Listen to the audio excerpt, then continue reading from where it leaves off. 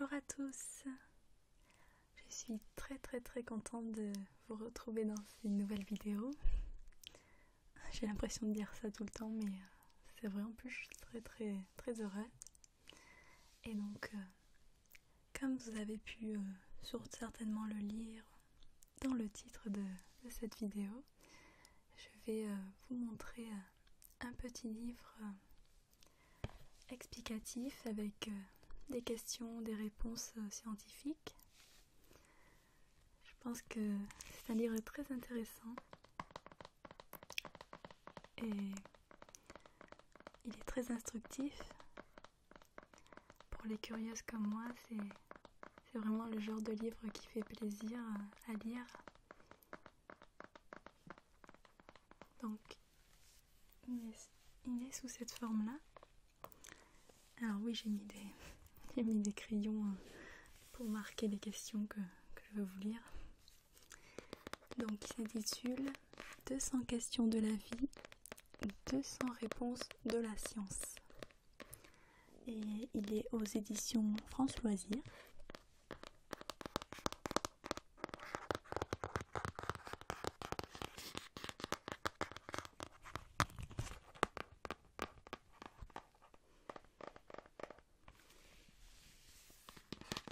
Je l'ai reçu il y a quelques années, je me rappelle, pour Noël. Et je me rappelle aussi avoir passé plusieurs heures dessus à lire les questions qui m'intéressaient. Alors ce sont de petites questions, mais c'est vrai que les réponses sont assez conséquentes. Mais en même temps, je pense que tout le monde peut comprendre, même si c'est sous forme scientifique, c'est facile à comprendre.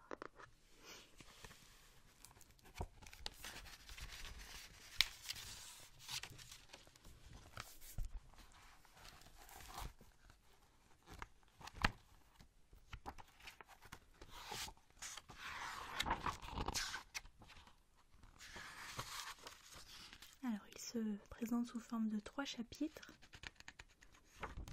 Il y a un chapitre quand, un chapitre pourquoi et un chapitre comment. Donc ce sont les mots des débuts des questions. Et à chaque fois, pour chaque mot interrogatif, il y a plein de questions qui y correspondent.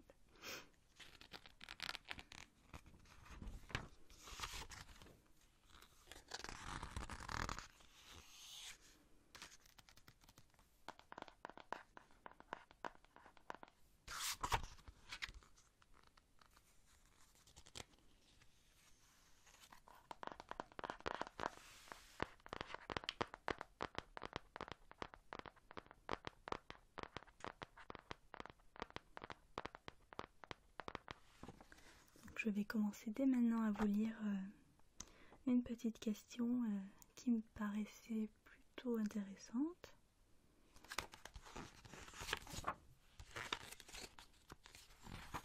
Alors,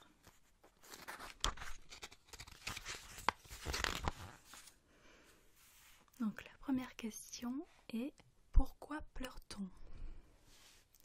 Pour 2 raisons, à en croire les physiologistes qui ont étudié le mécanisme lacrymal. Nous pleurons pour répondre à une agression physique ou chimique, mais aussi pour réduire une tension émotionnelle.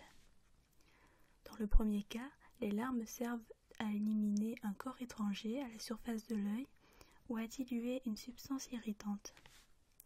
Si l'oignon fait pleurer quand on l'épluche, c'est qu'il contient une enzyme qui libère un gaz irritant pour la cornée. Le froid aussi irrite la surface cornéenne, que réchauffent alors les larmes, proches de la température corporelle. A l'inverse, en cas de fièvre, les pleurs lubrifient cette fois l'œil asséché. Les larmes causées par le chagrin, la peur, la joie, la rage, la délivrance, etc.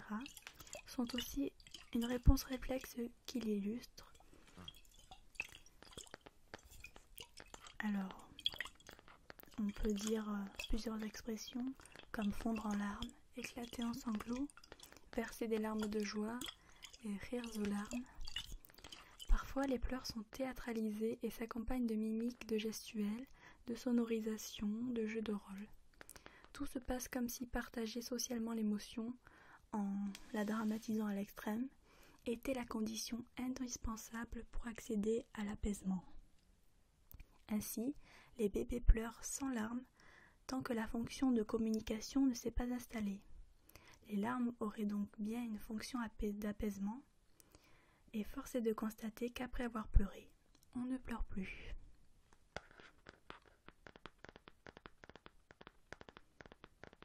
Reste à savoir d'où viennent ces larmes. Le système lacrymal est en relation avec la cavité nasale. Les larmes formées d'eau salée, dans la même proportion que le reste du corps et contenant du mucus et des graisses, sont libérées sur commande du cerveau et rassemblées dans le conduit lacrymonasal. Au-delà de 10 mm3, le sac lacrymal déborde et le liquide s'écoule alors par le nez, ce qui nous oblige à nous moucher.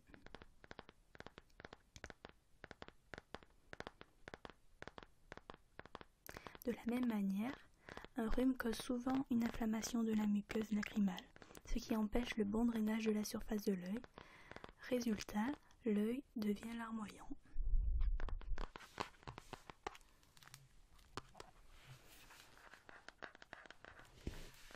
C'est vrai, quand on y pense, les bébés, vraiment les nourrissons, quand ils pleurent, il n'y a pas vraiment de larmes. C'est assez intéressant.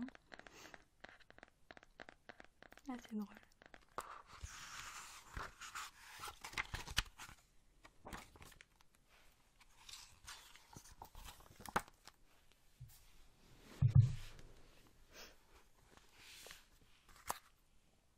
Alors ensuite, j'ai une autre question. C'est pourquoi se chatouiller soi-même ne provoque-t-il aucune hilarité? J'ai du mal à parler, excusez-moi. Donc cela est dû à notre cervelet. Une expérience l'a prouvé, où 6 volontaires étaient chatouillés par un robot. Le protocole a consisté en 3 étapes. Dans la première, le robot est actionné de l'extérieur. Résultat, le sujet perçoit la sensation, il rit et son contexte somatosensoriel s'active. Dans le deuxième test, le sujet actionne lui-même le robot. Cette fois, il ne ressent rien, mais son cortex reste activé. Nuance, son cervelet entre aussi en action, inhibant l'activité du cortex, et le sujet reste de marbre. C'est ce que le cervelet détermine. C'est que le cervelet détermine si nos sensations sont issues de nos propres actions ou de l'extérieur. Dans le premier cas, le cervelet censure l'action du cortex et la sensation n'est pas prise en compte, d'où l'absence d'intérêt à s'auto-chatouiller. Mais on peut tromper ce mécanisme, comme dans la troisième épreuve, le sujet contrôle le robot, mais les chatouillis sont subtilement différents. À partir d'un délai d'un 1/5 de seconde, le sujet réagit à la stimulation. Passé ce délai, le cervelet ne peut plus prévoir ce qui va se passer, ni ordonner au reste du cerveau d'ignorer les sensations. Le cerveau peut ainsi se consacrer exclusivement au traitement des stimulations extérieures.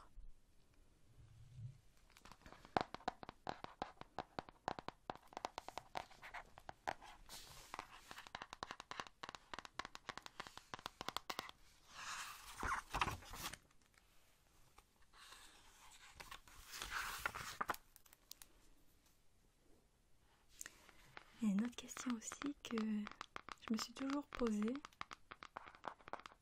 et je vais tenter d'y répondre à travers ce livre.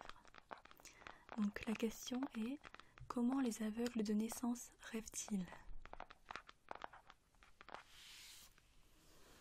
Alors, n'ayant jamais perçu d'image de leur vie, les aveugles de naissance ne peuvent pas rêver en images. Leur cerveau ne dispose en effet d'aucune donnée qui leur permette de construire un scénario en images.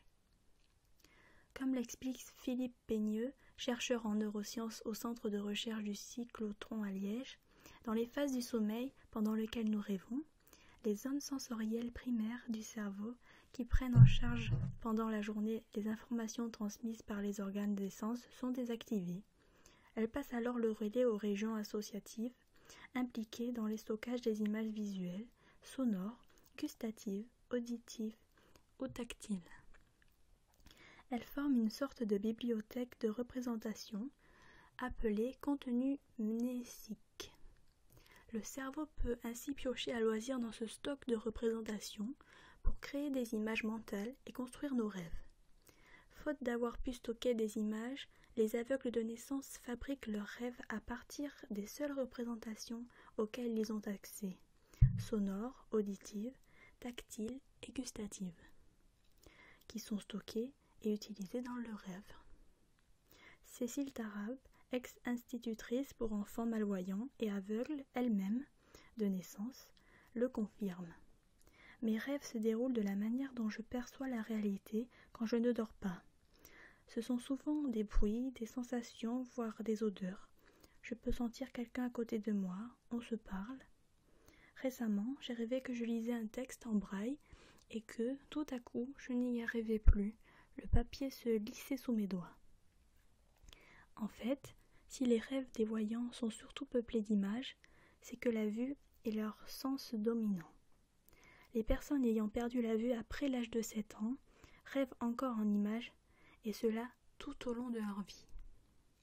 Généralement, la privation d'une modalité sensorielle accroît l'importance d'autres modalités.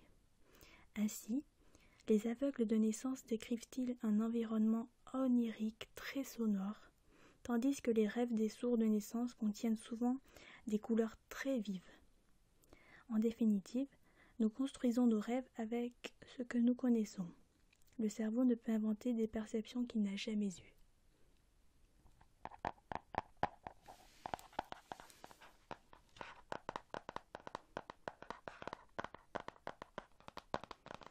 Voilà, donc ce sont 3 petites questions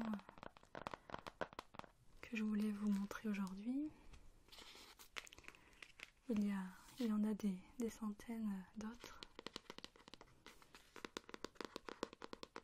Et je pourrais refaire des vidéos de sorte de série sur ce livre, si ça vous plaît.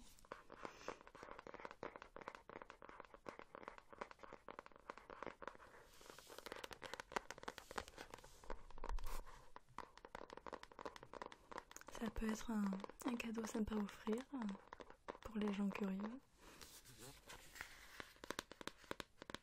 En plus, il y a de jolies illustrations.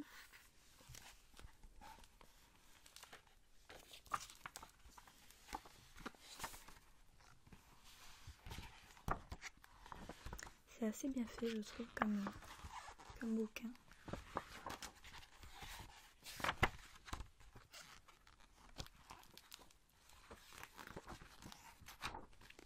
Je vais essayer de vous montrer un petit peu.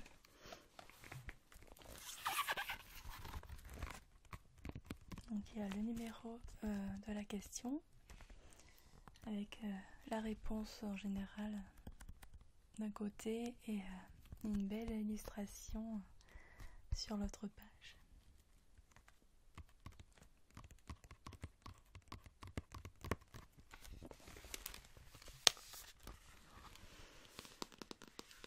Et bien voilà, je pense que je vais arrêter là. J'espère que ça vous sera un petit peu plu, un petit peu détendu.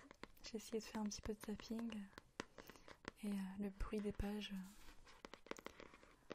pour que ça reste dans le thème de l'ASMR. Et donc je vais vous souhaiter une très très très bonne journée ou soirée et à très très très vite dans une prochaine vidéo. Au revoir, à bientôt.